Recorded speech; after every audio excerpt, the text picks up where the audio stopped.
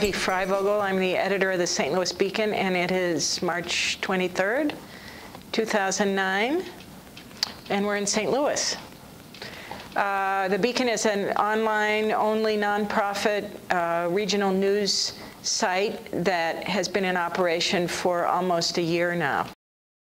I worked for 34 years at the St. Louis Post-Dispatch as a reporter, Washington correspondent, and editor. My last position there was Sunday editor, and I took a buyout at the end of 2005, along with the first class of buyouts and layoffs at the Post-Dispatch.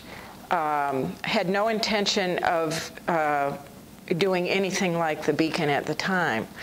But after the group of us got out of the Post-Dispatch and kind of picked our heads up out of the trenches and looked around at what was going on, we could see very clearly that the buyouts and layoffs that were happening in St. Louis were happening all over the country. And the result of that was that the amount of reporting going on and available to help people in their communities was shrinking pretty dramatically. So basically we had a choice. We could sit around and wring our hands about it, or we could try to do something about it. The first idea we had was to figure out a way to fund reporting and place it in existing outlets, either print or broadcast.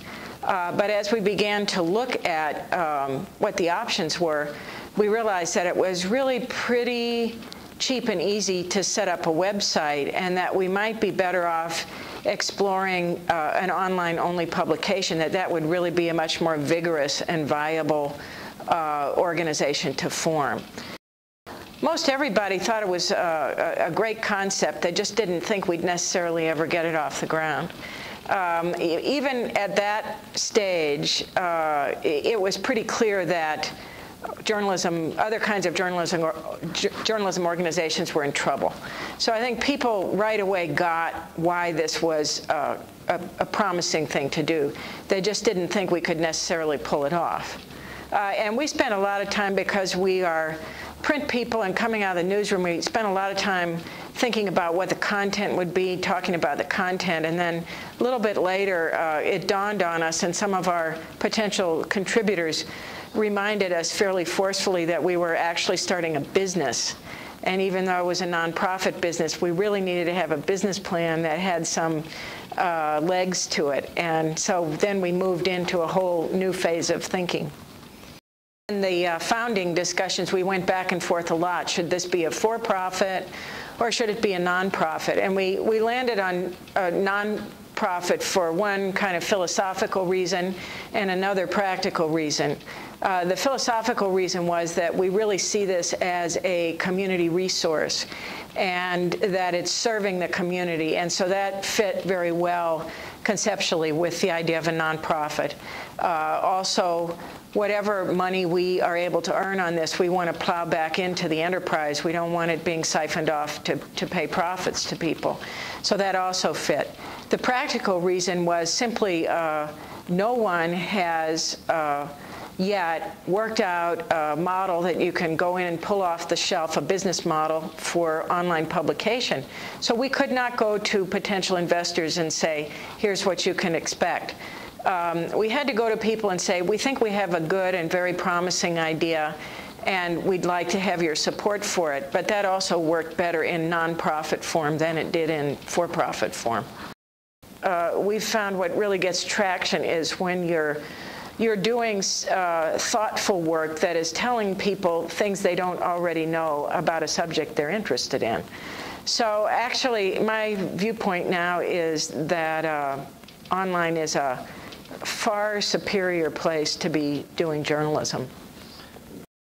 The response that we've gotten from people is quite favorable.